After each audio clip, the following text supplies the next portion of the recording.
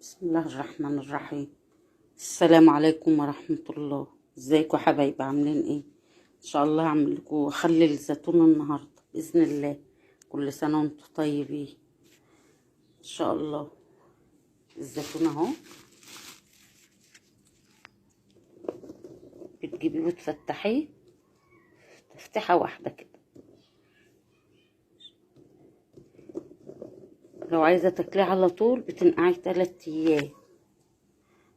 عايزة يعني هيتأخر شوية، بيقعد من السنة للتانية ان شاء الله. لو عشنا ولا سنتين 2 بيقعد بالسنتين، ما بيجرالوش حاجة. بنقعه يوم واحد، يعني اللي عايزة تاكليه على طول انقعيه 3 ايام. تغيري المية عليه كل يوم لمدة 3 ايام. ولو هتسيبيه براحته ان شاء الله نعيشنا يا رب رمضان ايه، فتحيه فتحة واحدة كده وتغيري له مية يوم واحد.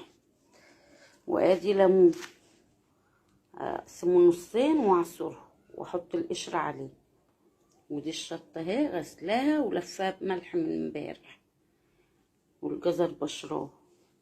والشطة دي ايه هضربها في الخلاط في الكبة ان شاء الله.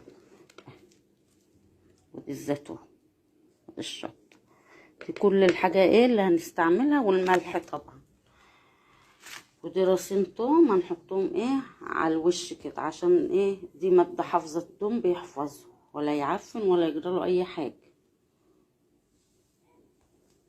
وان شاء الله باذن الله اعبي في الازايز دي، الازايز الكبيرة دي باذن الله. وهقلبه كله على بعضه كده، واقوم اضرب الشطة ديت في الكبة واعبيه بقى في الازاز واوريهولكم باذن الله. بس حبايبي مليت الازازة اهي، بسم الله ما شاء الله.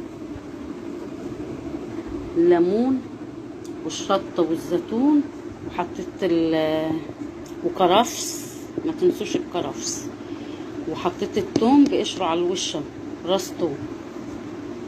التوم ما التحفظه والقشر حلو، ولا يخليه يعفن ولا يخليه يجراله حاجه. ودي الميه اهي غلياها من بالليل وسبتها برد. وحطيت الملح بتحط لكل مج معلقه كبيره ملح. تزود الملح للزيتون شويه عشان ايه ما يجرالوش اي حاجه. واللهم صل على سيدنا محمد. الريت اللي بتحط له مج ملح. وده عملت البيضه، عملت لها اختبار اهي عايمه على الوش. انا ولا بعمل بيض ولا حاجه، انا بعمل بالبركه كده.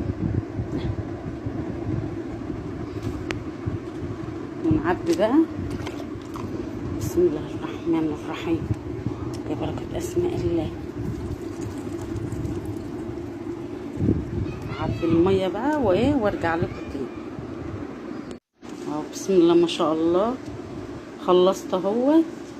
طبعا ايه على الوش التوم بقشره، وكرفس حاطاه فيه، وحاطه معلقتين 3 سكر عشان يبقى مقرقش كده لغايه اخر واحده باذن الله.